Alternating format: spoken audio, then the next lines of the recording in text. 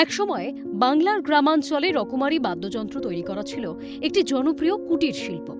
প্রজন্মের পর প্রজন্ম ধরে কারিগরেরা মাটি, কাঠ, বাঁশ, দড়ি আর চামড়ার নিখুঁত সমন্বয়ে তৈরি করতেন এই সুরের ভাণ্ডার।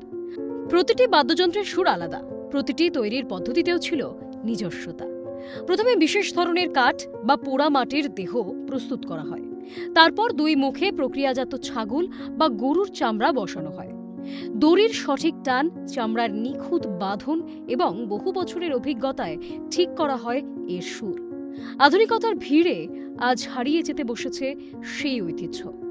আরাধ্য বাদ্যযন্ত্র, বিশেষ করে মৃদঙ্গ ও শ্রীখোল, এই শিল্পকে বাঁচিয়ে রেখেছেন বাংলার অসংখ্য নীরব কারিগর। বীরভূমের মল্লারপুর থানার অন্তর্গত মানিক কুকড়ি গ্রামের কয়েকটি পরিবার এখনও এই পেশাকে আঁকড়ে ধরে রেখেছেন। একজন কারিগরের কাছে এটি শুধু জীবিকা নয়, এটি তার পূর্বপুরুষদের রেখে যাওয়া উত্তরাধিকার। তাদের অনেকের জীবন কেটেছে বাদ্যযন্ত্র তৈরির মধ্যেই।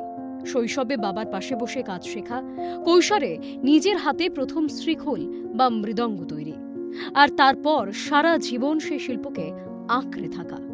এটাই তাদের জীবন কথা। একসময় তাদের কর্মশালায় সারা বছর কাজ চলত। দূর দূরান্ত থেকে শিল্পী, কীর্তন দল ও পুজো কমিটি বাদ্যযন্ত্র কিনতে আসত। কিন্তু এখন অর্ডার কমেছে, বেড়েছে কাঁচামালের দাম। অনেক কারিগর বাধ্য হয়ে অন্য পেশায় চলে গেছেন। যারা রয়ে গেছেন তারা লড়াই করছেন ঐতিহ্যকে বাঁচিয়ে রাখার জন্য। কিন্তু সময় বদলাচ্ছে।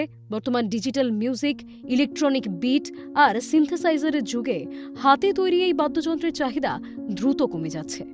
যারা এখনো এই শিল্পকে আঁকড়ে ধরে আছেন তাদের চোখে আজও একটাই আশা, আবার হয়তো ফিরে আসবে এই ঐতিহ্যের কদর।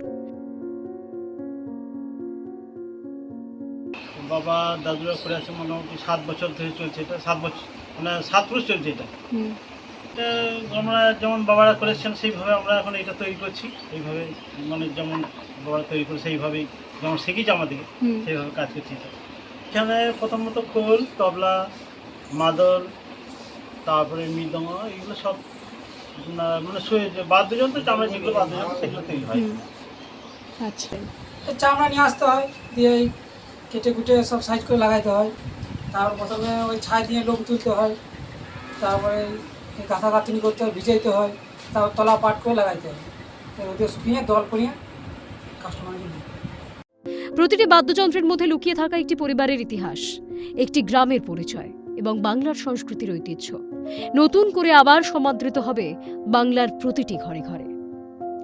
বীরভূম থেকে প্রিয়া রায়ের রিপোর্ট, ক্যালকাটা টেলিভিশন নেটওয়ার্ক।